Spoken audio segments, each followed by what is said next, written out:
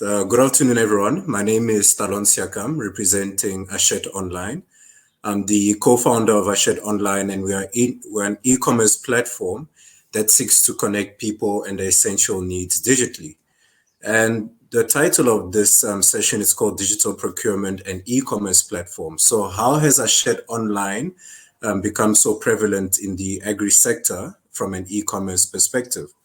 Well, let's start off with the problem that we identified in the market. So what are some of the market problems and opportunities that have been identified in agriculture? Well, we start off by identifying the fact that there's slow digital transformation in agriculture. And with the COVID-19 pandemic, that accelerated the need for businesses to pivot and to start incorporating digital tools in their ways of working. We identified that the same process did not necessarily take place with farmers and agriculture as a whole. And unfortunately, it has also not happened at a pace that ensures that farmers can have access to market that digital platforms such as e-commerce platforms today provide. And speaking of access to market, another problem that we identified is a number of smallholder farmers are struggling to reach the consumers, from consumers to restaurants and other businesses as a whole, rather than just having the product sold in retail. Furthermore, we've also understood that some of the smallholder farmers are finding it difficult to understand what do they need to farm in order to supply the produce for the target market that they're aiming for. With a number of farmers that we had interviews with, they had planted a set of tomatoes because they had engaged with a certain supplier. And unfortunately, the supplier was not able to take the tomatoes off their hands, and eventually those tomatoes went to rot. However, had the farmers had tools, digital tools that allowed them to understand, based on the segment market, what are the requirements and what should they farm at what quantity, then it would have connected produce directly to consumers and ensure that the farmers were efficient in delivering the products. And also having access to wholesale purchases. And furthermore, what we've also picked up as a problem in the industry is business education. So a number of farmers can be very good at farming, but unfortunately, there is a gap when it comes to understanding what it means to run your business. So understanding the importance of finance, understanding the importance of people management, as well as understanding what are the technological trends, such as the Internet of Things that gives access to smart solutions, such as smart farming solutions and sensors. In order to address this problem, Achetes Online, as an e-commerce platform, provides a digital ecosystem where producers and service providers can connect on a single online platform. Sellers can have a view of what are the different farm products that are being sold by a specific farm, and farmers can have their products sold on an e-commerce platform that can be accessed nationwide and in fact worldwide. And also the capabilities on Achetes Online that allow for wholesale online transactions. So you can have the likes of Pick and Pay or other wholesalers that are able to purchase from our online platform. Furthermore, as much as it's important to display the products to be sold, once consumers purchase those products, we need to ensure that the logistics is tied in and the consumers receive the products. So Achetes Online furthermore partnered with a number of service providers that has allowed us to provide a nationwide delivery service for all farm produce, and be it delivery service to door or delivery service directly to the wholesalers. And in order to close the loop, we've also partnered with Sprout Africa, and Sprout Africa provides agricultural consulting to smallholder farmers. And the consulting includes information on what's the kind of produce to farm within a season, what are the technological solutions that can be implemented to improve the efficiency of smallholder farmers, and they have a footprint, and they've got a footprint in Limpopo, KwaZulu-Natal, and Mpumalanga. And what the partnership with Sprout Africa allows is all the farmers that form part of Sprout Africa actually have the opportunity of having their produce presented on Achet Online, sold on Achet Online, and delivered by Achet Online as well. Now, what does our farmers platform process include? So farmers, when they access Achet Online, they're able to access our platform, register their farm, register their business, they list this business as a farm, and list all of the produce that they would like to sell. On Achet Online, they're also able to mention which area are they focused. So we've realized that some smallholder farmers are only able to supply within a specific area. And on Achet Online, they have that opportunity to list within that specific area. Furthermore, consumers are able to view the list of products that are sold, and we're also able to allow for MOQs to be generated through our platform.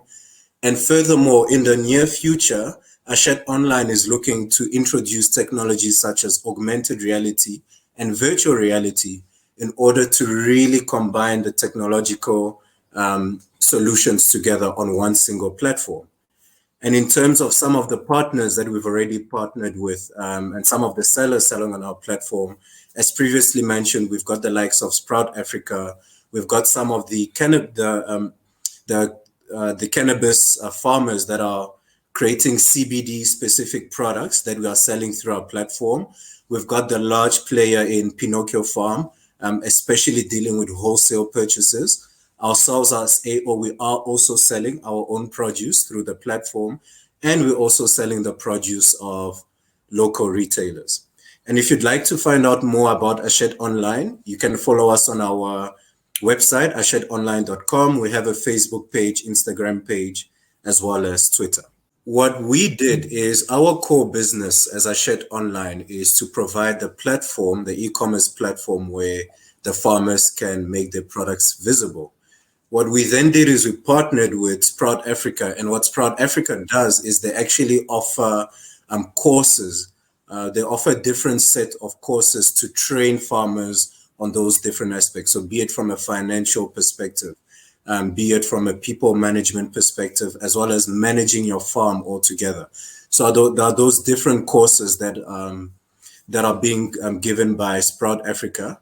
And what we also do is on our own farms as well, we also train some of the farmers that are on our farms on having a hands-on experience as well on our e-commerce platform, because it's fair enough to teach them how to farm, but with the world of digital that we're transitioning towards, it's also important to give them exposure on how do you manage your own products on the e-commerce platform. So those are some of the different ways that we're closing that gap. Okay. Oh, thank you. Thank you so much for that. We have a question that came through in the chat box here. James Samson from Sambuco Market says, are you doing any cross-border transaction at the moment?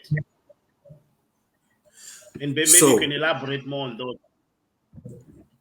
Absolutely. In fact, right now we are in the process of completing a transaction to Mozambique for some of the produce that they've requested. In fact, it's potatoes that they've requested to be transported to Mozambique. So yes, absolutely, we do cross-border transactions. So as it stands, we're currently covering the Southern Africa area, so SADC.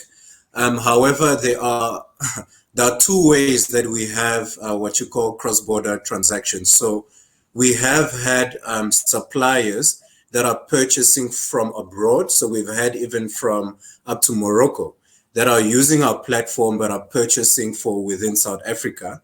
But in terms of purchasing from South Africa to be exported, currently we're only covering the SADC area. That we are open to opportunities that will allow us to expand beyond the SADC area. From a logistical perspective, and where the power of e-commerce really comes in, and it also depends on what's the size of the items that you are transporting. So when we looked at directly to door-to-door deliveries, what we actually did was we partnered with when we started off, actually we started off internally with transporting all the goods ourselves.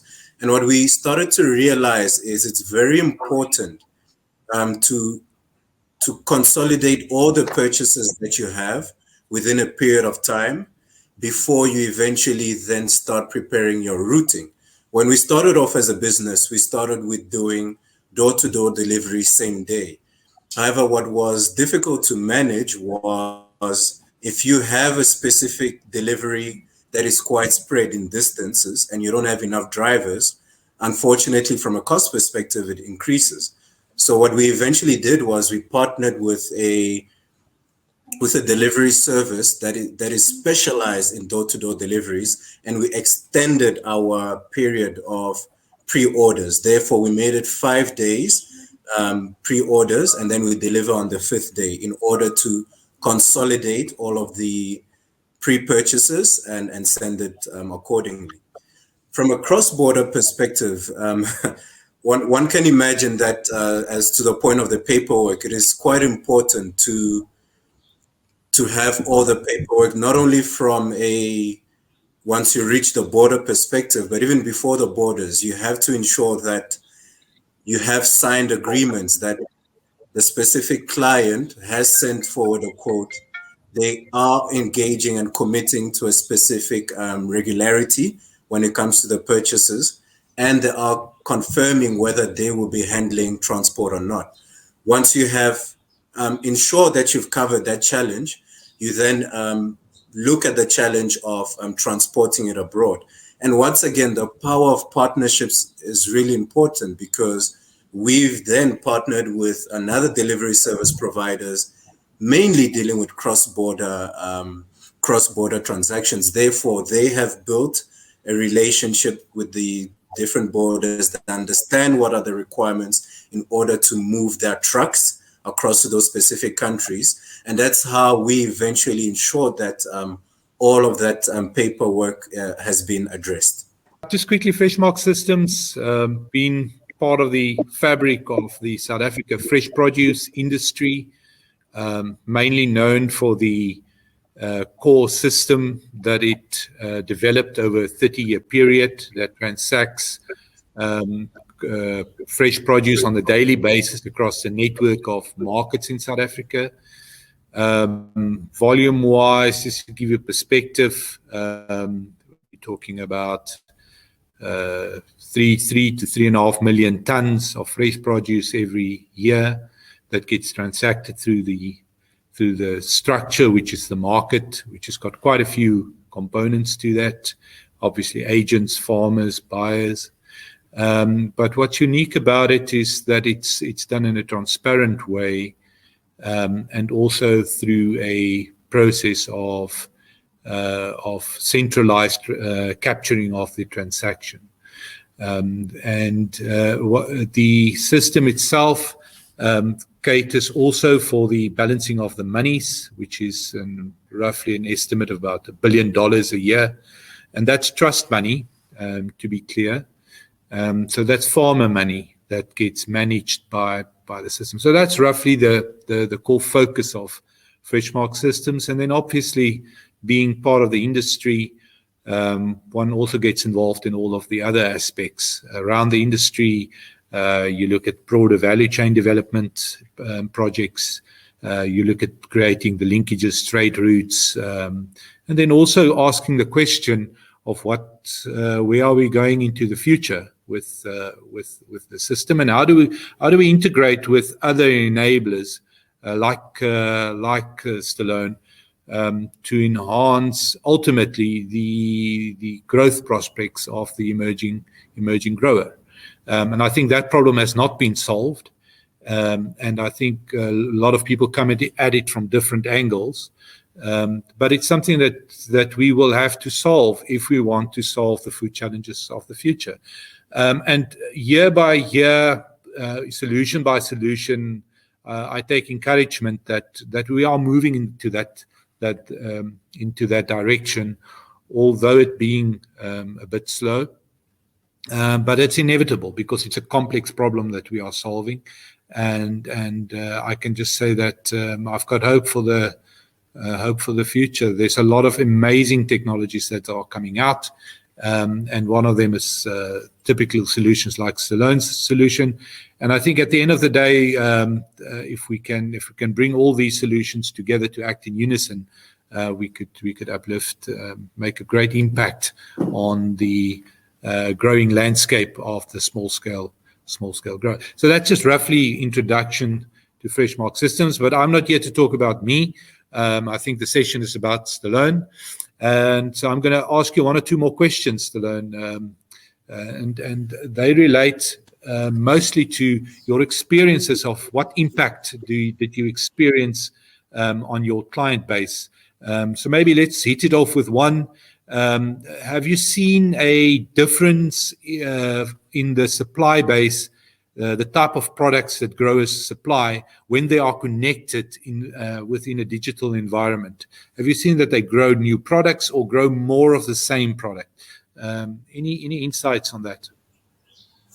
Thank you very much for the question, Justy. So what we've experienced with some of the farmers that we engage with was not only is there a change in terms of the products that they're growing, but even the way that they package the products, given that depending on who's the customer that we are selling for, there's a specific way that you need to package or bundle the specific products.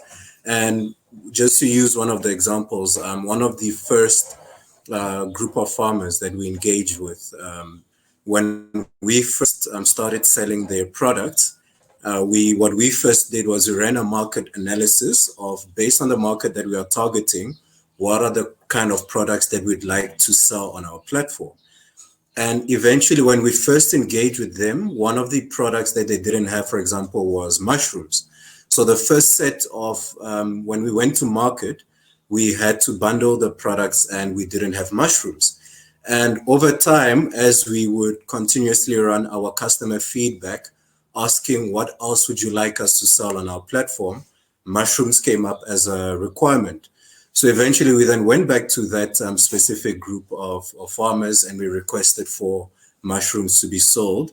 And that's how then they included mushrooms and they started growing mushrooms.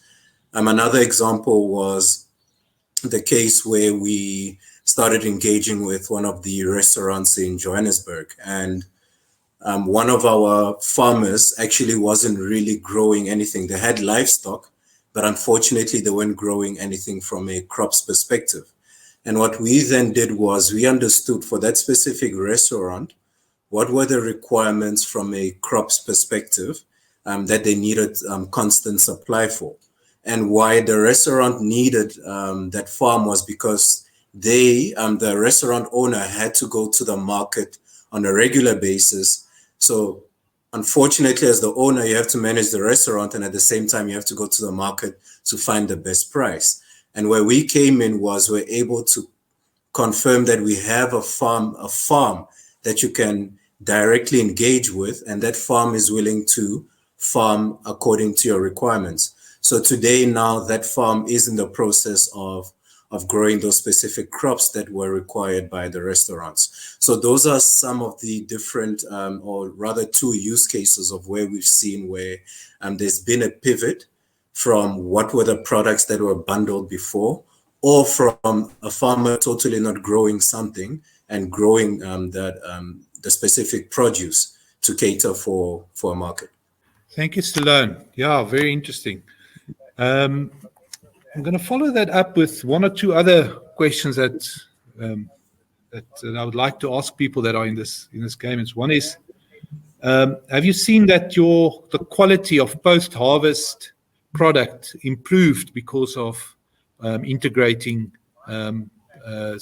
procurement via your platform? Have you seen improvements in the type of post-harvest methodologies, cold storage, etc.? Then secondly, what type of product lines did you see? Did the basket expand on the demand side? Because you're procuring from small scale growers, have you seen a change in the basket variety that consumers typically order from you? And have you seen behavioral changes because of that? And then lastly, have you seen what other points of impact have you seen because you've got a digital connection between the buyer and the seller? What type of impact issues have you experienced on both sides? Thank you very much for the question, Justy. So starting off with the issue of quality. So I must say quality is still something that is a bit of a challenge that we're still experiencing. So it's fair enough that one has a digital platform that allows you to sell your products online. Fair enough that you have consumers purchasing those products. However, then now the issue comes in terms of when, especially where we experience this issue is where you have the bundling, when you spoke of the basket actually in your last question. And currently our top selling products are more the baskets than the individual products.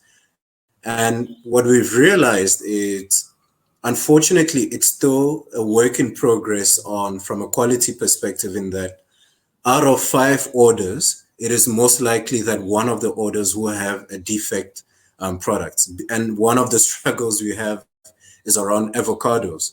And that's one of the education processes that we had to bring in understanding that when it comes to avos, the aim is not to sell, especially from a bundle perspective and whether pre-orders, the ones that are ready and ripe, given that the time that it's going to take to transport that specific bundle with the avos before it gets to the customer's doors, by then it would have lost its quality.